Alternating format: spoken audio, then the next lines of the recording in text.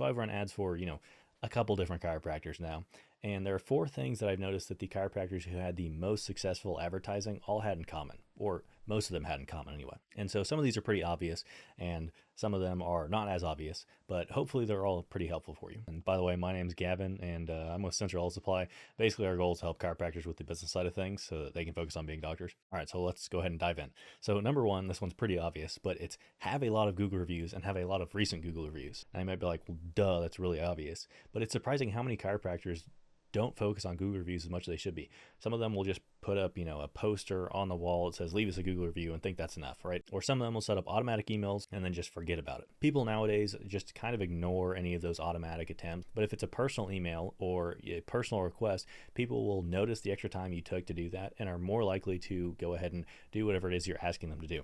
There have been psychological studies on this. Usually at minimum, people are 40% more likely to do what it is you ask them to do if you do the extra effort of, personally reaching out to them, handwriting a note instead of a poster board that's printed, that kind of stuff. Now, again, you might be thinking this is really obvious, and it is, but it's still surprising how many chiropractors don't focus on Google reviews as much as they should be. So I brought some statistics to show you how important Google reviews are. The average consumer reads 10 reviews before trusting a business, and some of them read up to 55 reviews before trusting a business. On top of that, 85% of consumers don't think older reviews are relevant. And so older reviews refer to things from at least a year ago, but 85% don't think that reviews older than 3 months are relevant.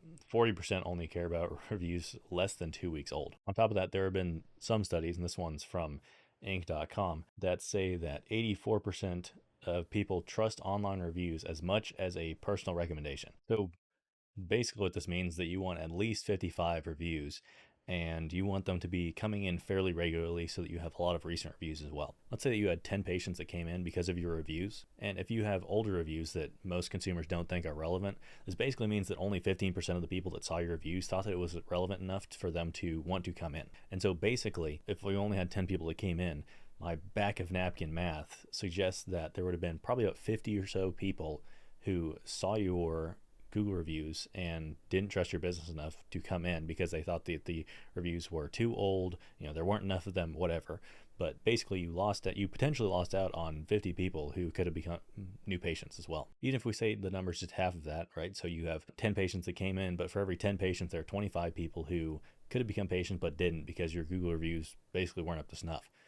And so whenever we put it in numbers like this, you can see they're pretty important. A lot of the most successful chiropractors I've seen have at least one review coming in per week, sometimes up to 2 or 3 per week. On this channel, the first video I made was on what I call a review board, which I'll put a picture of now. And basically what it is a chalkboard where you handwrite a message asking for people to leave you a review. And from my testing with clients, this usually gets about a review a week on average. And so it's pretty successful. I would recommend doing something like that. And then I would probably also put something on the calendar to once every couple of months or so, or once a month, to just send out personal emails to people who have not left you a review, asking them to leave you a review. How many reviews should you shoot for? Well, generally the answer is more than your competitors, right? I've seen some estimates that say you should have up to 2 times as many on average reviews than your competitors. And I think that's probably a good number to shoot for, is look at what your competitors have and then try and get twice as many as they do, or at least want to be somewhere in the ballpark. Because if they have a lot more reviews than you, and you have, if they have, let's say 100 and you have 0, most people are going to go to the person with 100 reviews. So anyway, Google reviews, obviously they're important, but I don't think very many chiropractors understand how important they can be and don't focus on them as much as they should be. Number 2 is also really obvious, but the chiropractors that were the most successful all were fairly active on social media. So usually they were posting once a week-ish. Sometimes they were posting more, like 2 or 3 times, but usually they were all posting about once a week. Now, obviously, we can get extra patients just from posting on social media fairly regularly, and then you get a big following, right? And then people become patients. But whenever we're specifically talking about ads, the goal of social media posts are to, 1, show that you're still active and in business, and 2, show that you're knowledgeable about the problem that you're trying to help people with. So in this case, you want to, 1, show that you're active. Like, you'd be surprised how many people, if you haven't had any recent Google reviews or any recent social media activity, will just wonder if you're still in practice. And then if they wonder if you're still in practice, they're going to go to someone else who they know is still in practice. And then 2, they want to know that you're knowledgeable about what you're helping people with. And so if you're just posting funny memes or stuff like that, obviously you can do that a couple of times, but if that's all you're posting about, then people will wonder if you're actually serious and actually knowledgeable about being a doctor. And so instead you want to repost interesting articles you found about health stuff.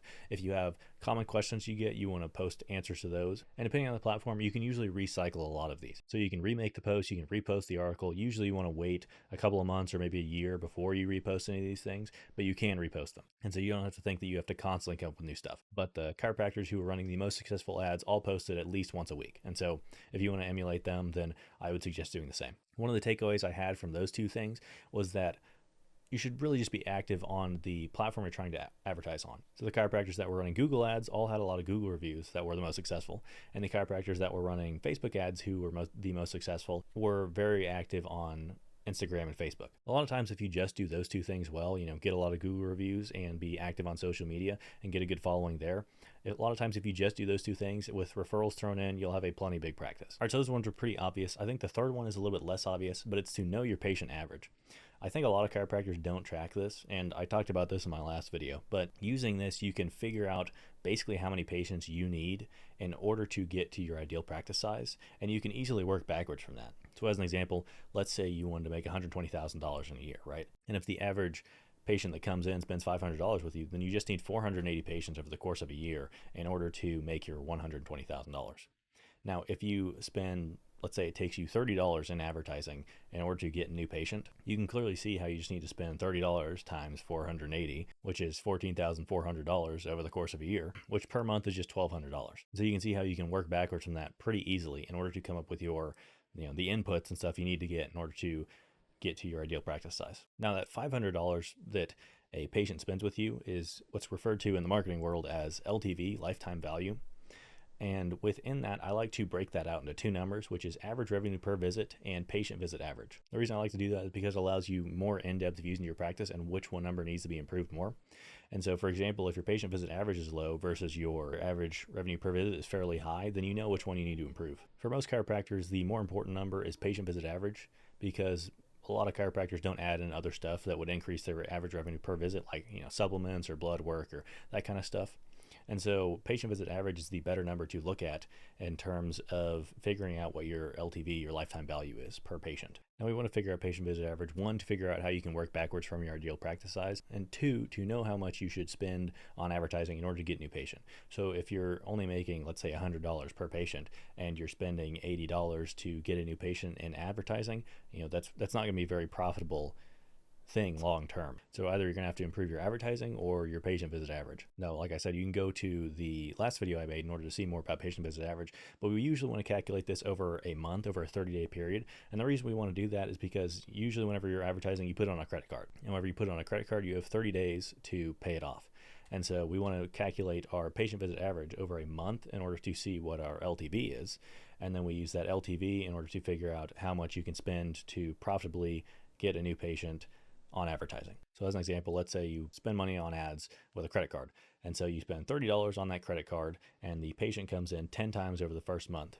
And so you make $500 and you don't have to pay any of that back until basically the patient has paid. And you have enough positive cash flow in order to just keep doing that over and over again until you get to your ideal practice size. And so that's why we usually want to look at it over a month. And then you can look at it over a longer period of time too. But over a month is usually more indicative of how compliant your patients are with following the plan that you set up for them. And over a longer period of time, it's basically how satisfied they are with your service overall. Overall, over the entire period of your practice, ideally patient visit average is trending upwards, because it's unlikely that someone will come into your practice once, get healed, and then never have another injury or anything again.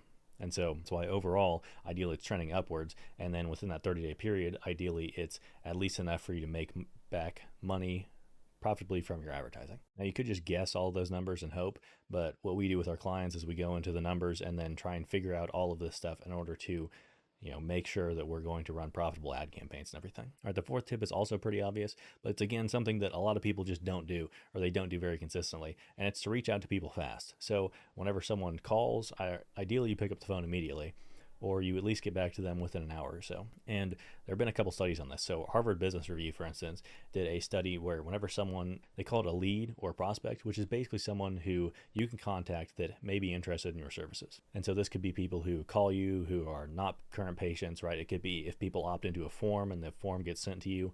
Either way, as long as you can contact them and they're interested in your service or maybe interested in your service, then we consider them a lead or a prospect or a prospective patient, whatever you want to call them. I'll call them leads because that's usually what most other companies and stuff call them. And so if you ever see lead or prospect or something like that, that's what that means. So I'll call them a lead. But Harvard Business Review did a study on this where leads that were contacted within the first hour were 7 times more likely to become qualified, which is basically that trickles down to 7 times more likely to become a customer than leads that were contacted within the second hour. So if you wait 1 hour to call them versus 2 hours, that if you call them within the first hour, you're 7 times more likely than if you were to call them within the second hour. And if you wait 24 hours, you were 60 times more likely to convert them into a patient in that first hour than you are in the 24th and plus hour. So you can see there's kind of an exponential decay here of how likely your leads are likely to become patients based on how long you wait to contact them. And if the results from Harvard Business Review weren't enough, then there was another study that was done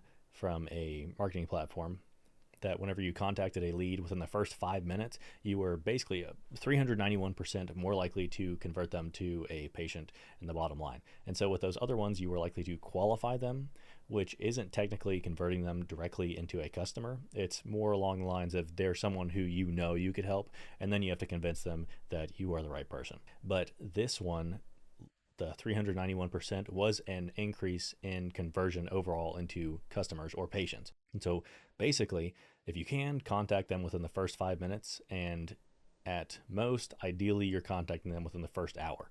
After that, people will usually either, one, completely forget that they contacted you, and so then they'll just ignore your reach out attempts, or they'll wonder why you're calling them, or two, they'll have already found a different solution from someone else. And so you want to reach out to them fast.